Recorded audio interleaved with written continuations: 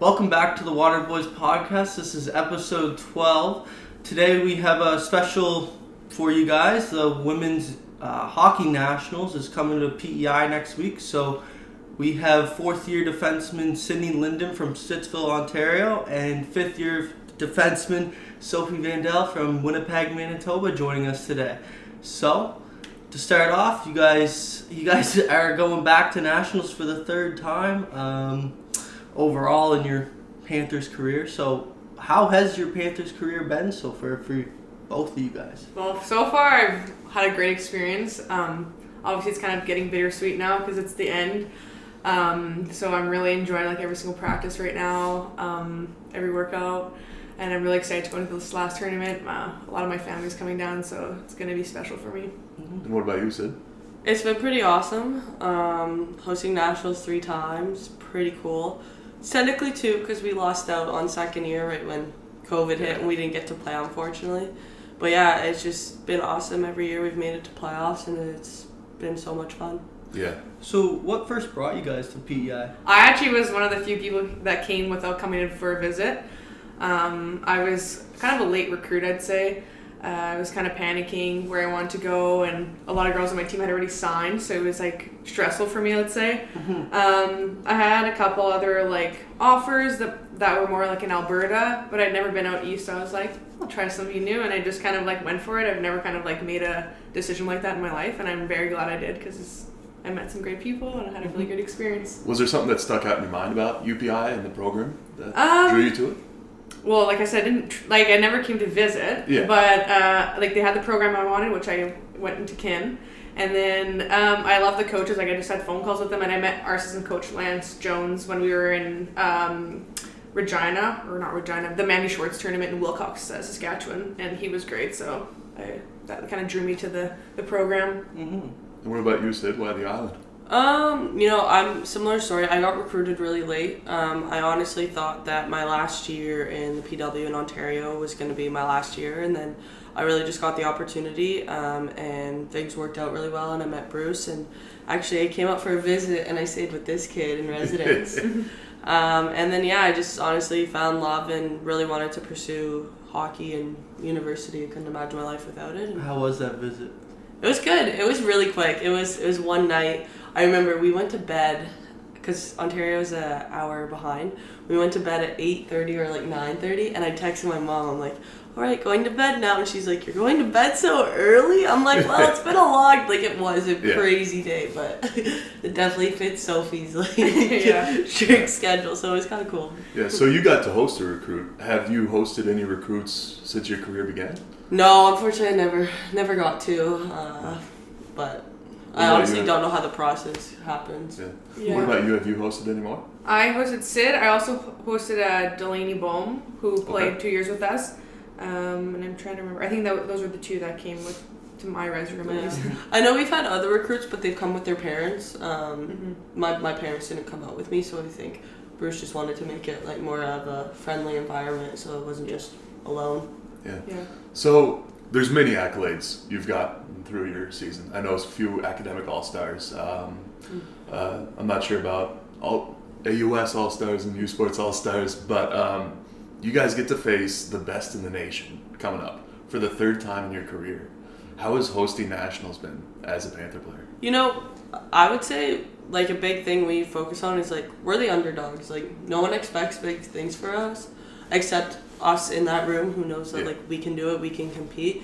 So you would think that there's a lot of pressure, but they're just there really isn't because we have no expectations to live up to other than our own, you know? So it's an exciting, it's an opportunity of a lifetime too. Big upset would be crazy because basically you win your first game and you're competing for a medal. Mm-hmm. So I just want to go back a little bit to your guys' first national. What was that like? Can you guys tell us about that? Yeah, that was a really great experience. It's really cool because a lot of our family can't come to the game throughout the season, so everyone's family members are there. So to have your family there is unreal.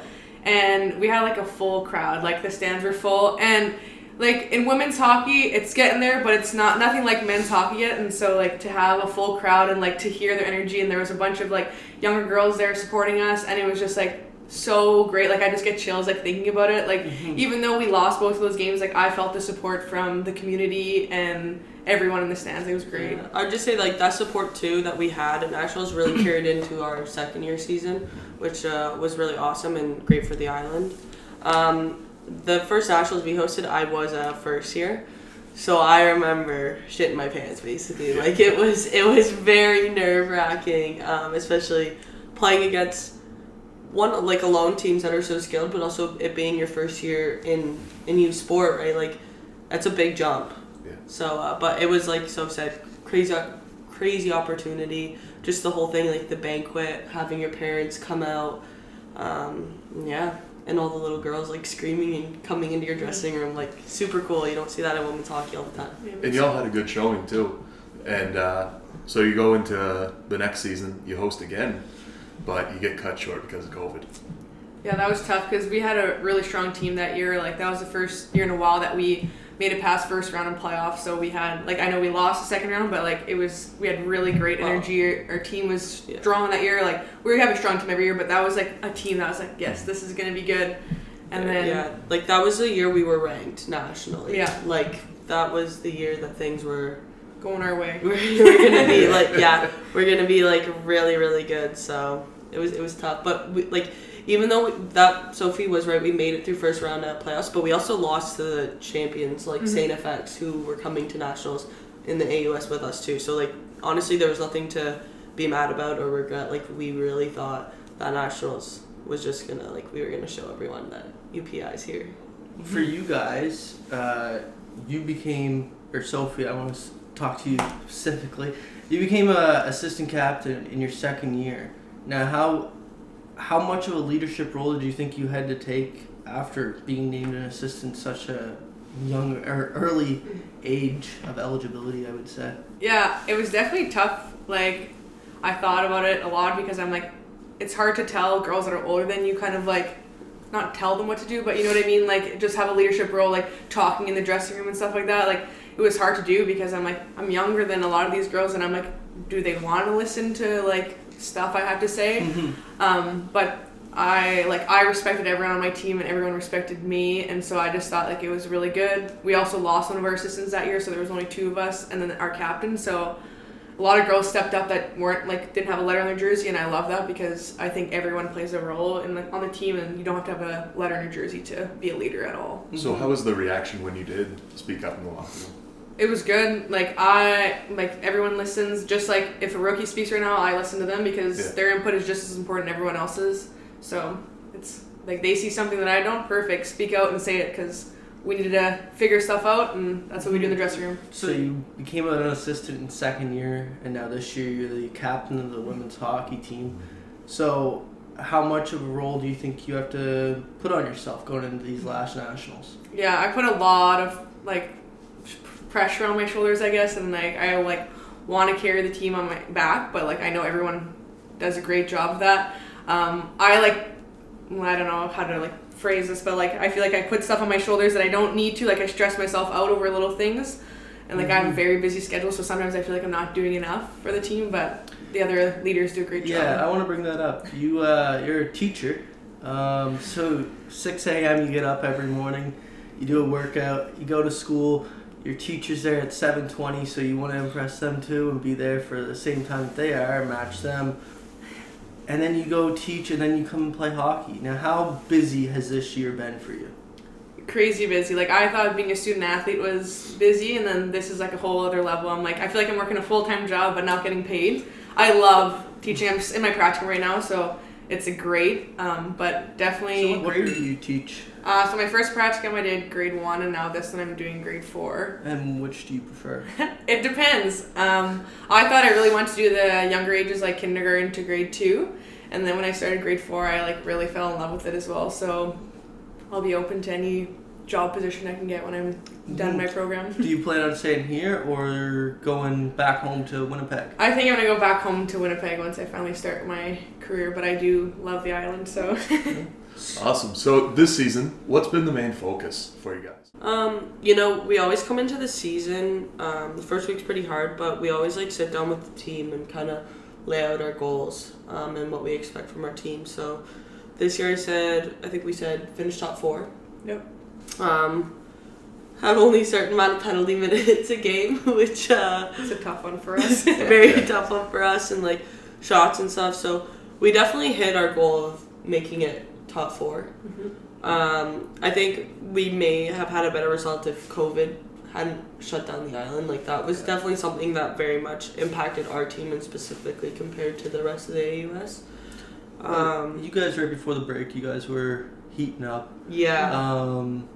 And you beat UMB and you beat SMU, and then you come back, and I know it was a bad game, but you did lose 7-1 to X like 2 months after that 2-month layover. So what was that like? Well, that was really tough for me because I had COVID for that game, so I was watching the game online, and it was like so tough for me because I'm like a big talker in the dressing room, and so for me not to just be able to say something, like even though I wasn't like I just like FaceTime with them or something, I really wish I would have done that maybe.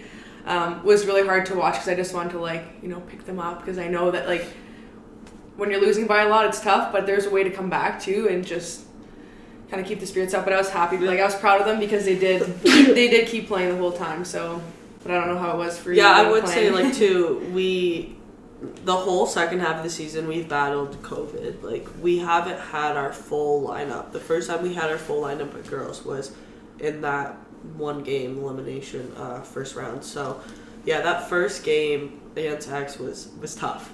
It was really tough, and we knew that we just really had to reset for the next game, and it was good because we all got to be together. Like that weekend we stayed in Halifax and at the hotel together, so there's a lot of like team bonding, I think, that really helped with getting back and winning the next game. So you come back from the long break. Was it the offensive side of the puck, the defensive side of the puck? Where was the focus at? I think in girls hockey alone, like to speak generally, it's always about pucks to the net, scoring. Yeah. Like defense definitely wins championships. We have a great goalie in net, and on the back, like the 6D, we're all pretty much second year or up, like the core girls there, and we have some great first years too. But like you can never like you have to score goals to win championships. Yeah. So I really think that like offensive side is really where the focus has been. So I was gonna say something about that. So this year you guys' struggle seems to be scoring goals. No, defensively you guys seem sound and you're really good there, but scoring goals, it just seems like you guys only have the one line that's like really clicking for you guys like each night. So what for nationals do you guys think you have to do to get all 4 lines rolling with offense? Well, I know there was some line changes that our coaches made, which may help that situation. I don't know what, because like some lines are really good defensively, and that's like kind of their role. Mm-hmm.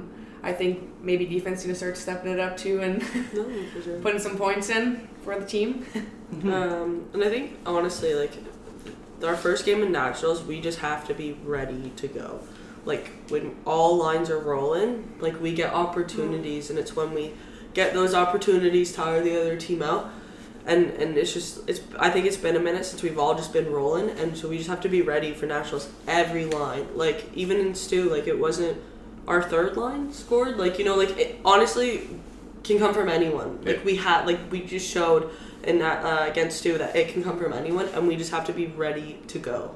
Yes. So I was going to bring up, you mentioned about Stu. You guys were seeded fourth. They were seeded fifth, and they beat you in a 1-game elimination, 3-2, sending you guys out in the first round. Now, what have you guys done in that extra week and a half that you guys have had to prepare to come back and be stronger at nationals?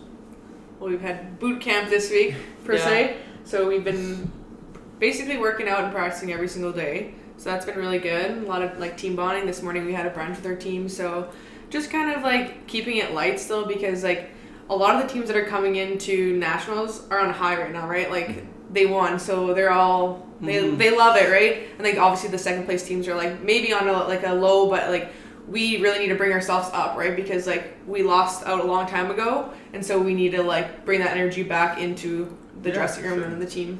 So in hockey, nothing's ever sure, you know.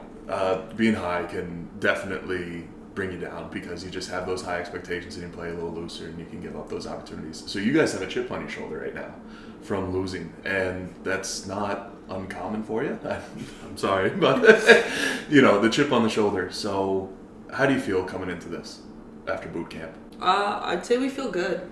Like, we've just been putting in the work. And like I said earlier, like, no one has the expectations we have of ourselves and of each other, like if the person next to us in that dressing room.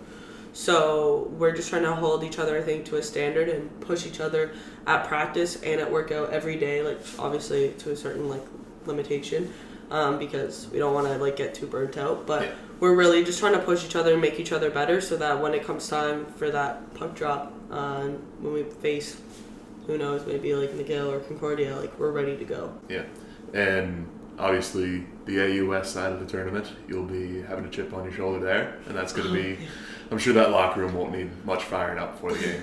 But who else are you looking forward to seeing in the tournament? Honestly, UNB just won. Like, I'm interested to their fourth year in their program, so it'll definitely be interesting. And even in OUA, Toronto, who was ranked first, just lost, and there was a lot of upsets. Nipissing and Brock. Toronto was in the first two nationals here on the island, right?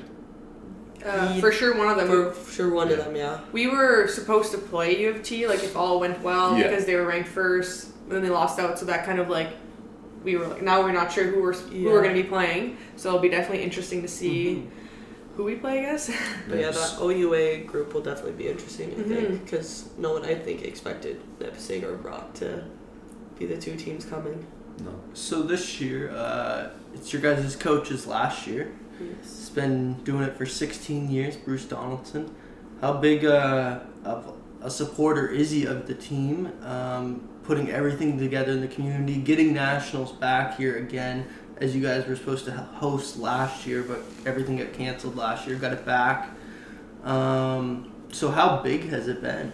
How big has he been, sorry? Oh, huge. I don't think people realize like how much stuff he actually does for not only our team, but he was the one who basically did a lot for nationals. He organizes all that, the athletic department. Like, he just is like a guy who does it all. He's a grandpa now too, so he's always picking up his grandkids. So I'm happy for him that he's retiring and can actually spend weekends with his grandkids. But he's a great coach. Like, we'll do anything for any of the girls on this team. If you need a chat, like, he'll be the first one to chat with you. I don't know. I really respect him as a coach. Yeah, I'd definitely say, I'll just speaking for myself, my 4 years here have not always been the easiest. But he's the type of guy who, like, will sit down and listen to you, and open door policy. Like, if you need to talk to him, his door's always open. And he forgets things. Like, he doesn't forget things easily, but, like, like, the past is in the past, and it's just, like, who you are presently and in the future. Like, that's really the kind of guy he is, which is awesome. So how's he been behind the bench for you guys? It's definitely hard, sometimes, because he definitely deals more with the forward side of the bench than the defensive side of the bench. But he's always just trying to, like, get the best out of our team. So whatever line changes need to be made or anything like that. And he definitely is always faced with, like, those hard decisions. Like, being a head coach, especially having 30 players on your team, is not easy. And he honestly just wants our team to do the best. He also is really good at keeping, like, his cool behind the bench. I know some coaches kind of get, like, flustered, let's say, and that can get, like, the bench going. But he does a good job. Like, I know it's not easy to keep 30 girls happy at all times, especially, like, for playing time. And so I think he does the best he can with the amount of girls we have on our team. Yeah, so I want to say something about that. You guys say he's, like, keeps it cool-headed, but at the same time, I always see him when I'm at the games fighting for you guys if there's a wrong call. And it's always important to have a head coach sticking up for you guys when he believes that there's been a wrongdoing of you guys and maybe cost you guys a game. So can you guys speak on that a little bit? Yeah, totally. It's definitely nice to have someone, like, back you up when, like, something, like, there's a wrong call or something. But unfortunately in the AUS, like, if a ref makes a bad call, they're probably not going to go back and undo their call because there's no replays. So just like that last goal against you, like, there could have been a penalty called on that, but, like, there's no replay, so that's just how it is. And, like, no matter how much he fights for it, for anything, like, they're not going to go back on their call. But I do appreciate him like fighting for penalties or offsides or whatever it is. And one last thing about Bruce, how much do you guys think he's helped the game of women's hockey in particular here on the island? Oh, a ton. He gets us involved in like women's hockey here, especially at the beginning of the season, running some hockey camps, or we always get opportunities to go help out with hockey P.E.I. And I definitely know, like, from a younger perspective, you see like those university athletes and you're like, dang, I want to be them. So just the fact that he helps us get so involved in the community. And I know that there's some girls that coach Taylor. Mm-hmm. Taylor coaches too, like a team. Like I said, he's really helped get us involved with everything. Yeah, you guys do. You ran a hockey camp basically, and girls come to the game to see you guys. Like, is that something you pride yourself on? Like, oh, for sure. It's always great to see the people who you're trying to help come support you and show them that maybe I do know a thing or two about hockey. But no, those kids are great. Like, great girls, great character, and I think I've worked with them all 4 years, and every year it's just good to see them come into their own, and every year I work with them, they get a little bit better, so it's great. And those girls are sure to be there at Nationals in the stands. Yeah. So disregarding the stands, let's focus on that sheet of ice. Yes. What is the expectation for upcoming Nationals here? I think that the team is just united and everyone plays the best that they can play. Like, that's all we can ask for is everyone's 100%, and that's how it's going to go, basically. if like you guys had to predict what you guys expect though from the team, do you expect to make it to the final? Can we expect a medal? Yeah. I hope so. Yeah, that's like our goal. That's our goal. We're not going to go into this saying we're going to come last. No, like, we want to come first if we can. No, we have expectations for ourselves, and we just have to go in fighting. Like, and whatever happens, happens. But at the end of the day, our like motto is like no change, meaning like you have 100%, and at the end of that game, you better have nothing to give over, like any change left. So we just all got to go out there and give it our best, and hopefully we'll get the result we want. Yeah, everyone else in this tournament's going to be defending something. Yeah. And you guys are trying to capture something from them. So Totally. they're standing between you and your home, and if you're at Art of War, that's not something an opponent wants to do. So. And as this being your last season, how much pride do you guys weigh on your shoulders going into what is, well, your last tournament and what possibly is your last tournament? Oh, well, for me, it's definitely tough. Like, I know I still have one more year of eligibility, so like that's always behind my head. But like, I know like that this is my last year because I've been playing for 5 years. I'm just like, but it's definitely like bittersweet knowing that these are my last like hockey games, especially because I've been playing since I've been 4. So like, to end your hockey career and just like be done hockey, like something that's been a part of my life for so long, it's definitely gonna be hard. And for you? I'd say not everyone gets to like host Nationals. So the fact that, even though we lost in first round and we still get this opportunity to continue playing for an extra 2 weeks, that's just something like super incredible in itself.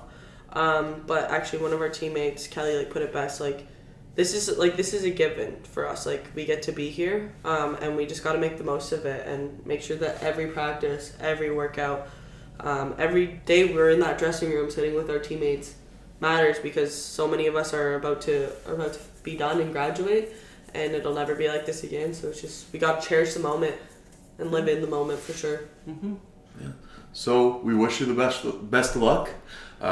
Obviously, we're all rooting for you guys at the Waterboyz family. Oh yeah. If you're listening on YouTube, don't forget to like, subscribe, and leave a comment. If you're following along on Apple Podcasts, make sure to subscribe. Spotify as well.